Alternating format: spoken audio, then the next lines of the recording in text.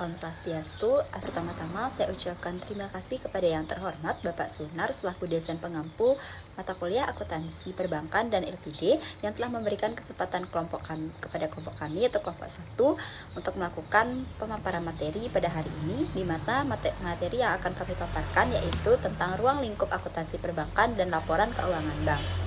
Namun, sebelum kami melanjutkan ke pemaparan materi, izinkan saya memperkenalkan anggota kelompok 1 terlebih dahulu. Dimulai dari saya sendiri, perkenalkan nama saya Niputu Aprilia Dewayanti Putri Murtika, nomor absen 28, selaku pemateri pertama.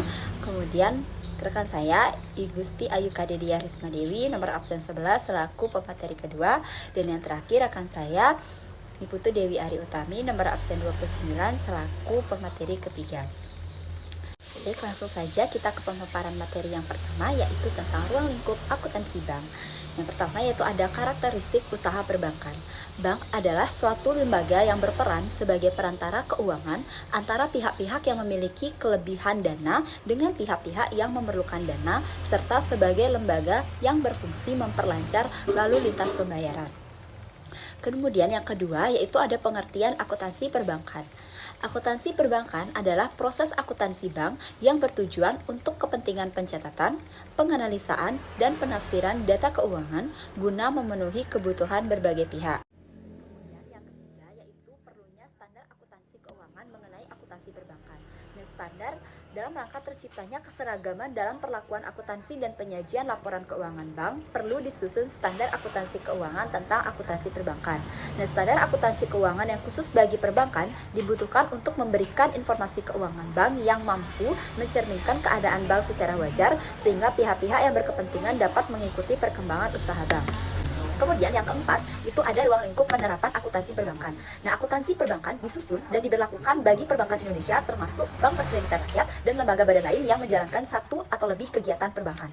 Di mana tujuan dari penyusunan pedoman akuntansi perbankan Indonesia antara lain adalah yang pertama, yaitu untuk membantu pengguna dalam menyusun laporan keuangan agar sesuai dengan tujuannya, di mana tujuan tersebut yaitu untuk pengambilan keputusan investasi, kemudian untuk menilai prospek arus kas, selain itu juga untuk memberikan informasi atas sumber daya ekonomi.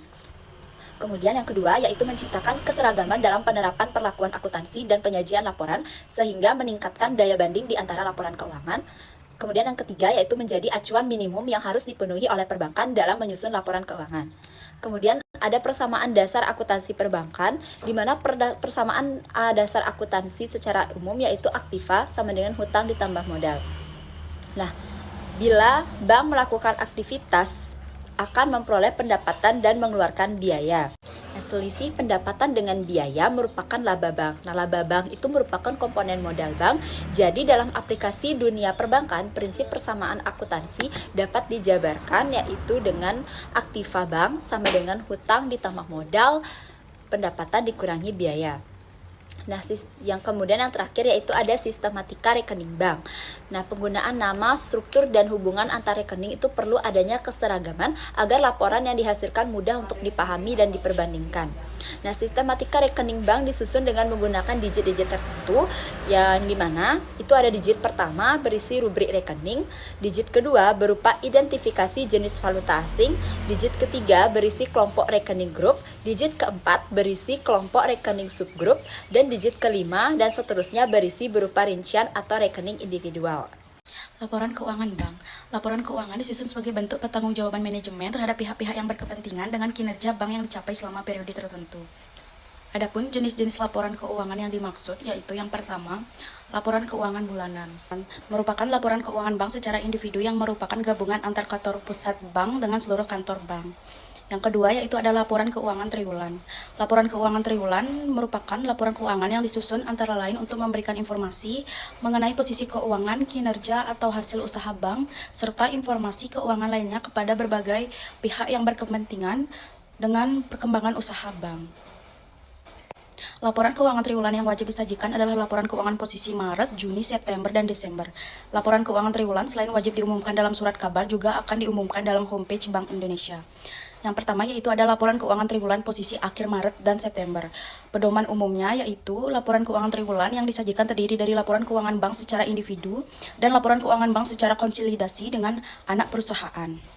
Cakupan laporan yang wajib disajikan dalam laporan keuangan publikasi triwulan sekurang-kurangnya terdiri dari yang pertama ada neraca, yang kedua itu ada perhitungan laba rugi dan saldo laba terdaftar komitmen dan kontingensi, yang ketiga yaitu ada transaksi valuta asing dan derivatif, yang keempat yaitu ada kualitas aktiva produktif dan informasi lainnya, perhitungan kewajiban penyediaan modal minimum, yang kelima yaitu ada rasio keuangan. Selanjutnya itu ada laporan keuangan triwulan posisi akhir Juni. Selain menyajikan laporan keuangan bank secara individu dan secara konsolidasi dengan anak perusahaan, bank wajib menyajikan neraca, laporan laba rugi, laporan perubahan ekuitas dan daftar komitmen dan kontingensi perusahaan. Dalam kelompok usaha yang tidak memiliki perusahaan induk di bidang keuangan, bank wajib menyajikan neraca, laporan laba rugi, laporan perusahaan ekuitas dan daftar komitmen dan kontingensi perusahaan induk yang merupakan hasil konsolidasi dari seluruh perusahaan di dalam kelompok usaha sesuai dengan standar akuntansi yang berlaku. Neraca dan laporan laba rugi perusahaan induk di bidang keuangan atau perusahaan induk wajib disajikan dalam bentuk perbandingan dengan posisi yang sama pada tahun sebelumnya. Selanjutnya yaitu ada laporan keuangan triwulan posisi akhir Desember. Format dan cakupan laporan keuangan triwulan sama, namun mendapat beberapa tambahan yang ditetapkan sebagai berikut, yaitu yang pertama, laporan keuangan wajib diaudit oleh akuntan publik. Yang kedua, format neraca dan laporan laba rugi perusahaan induk di bidang keuangan atau perusahaan induk disesuaikan dengan neraca dan laporan laba rugi yang disajikan dalam laporan audit.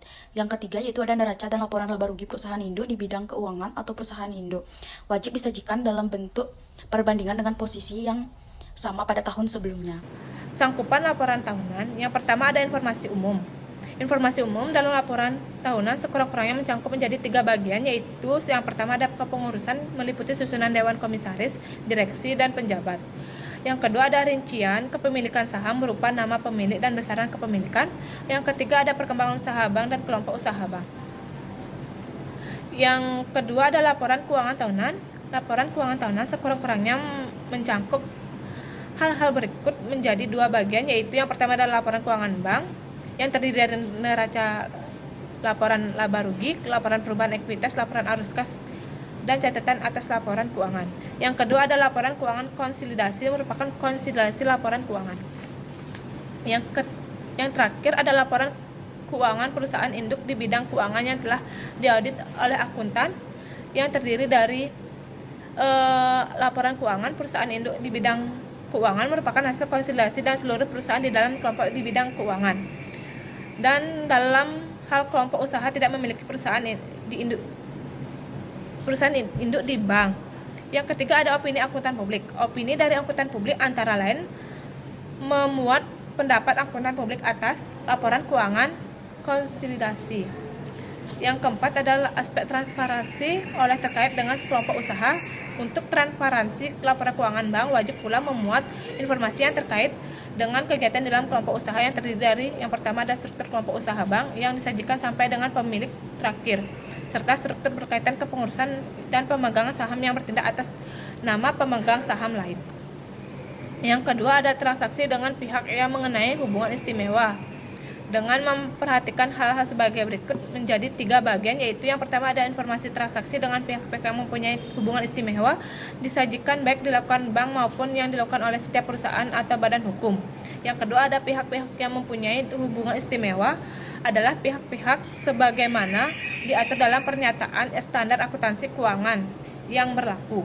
Yang terakhir ada jenis transaksi dengan pihak-pihak yang mempunyai hubungan istimewa antara lain meliputi kepemilikan silang, transaksi dari satu kelompok usaha yang bertindak untuk kepentingan kelompok usaha. Yang kelima ada aspek transparansi sesuai PSAK, Pedoman Akuntansi Perbankan Indonesia, dan laporan keuangan publikasi triwulan. Laporan keuangan tahunan wajib memenuhi seluruh aspek perkembangan sebagaimana ditetapkan dalam pernyataan standar akuntansi keuangan dan PAPI yang berlaku.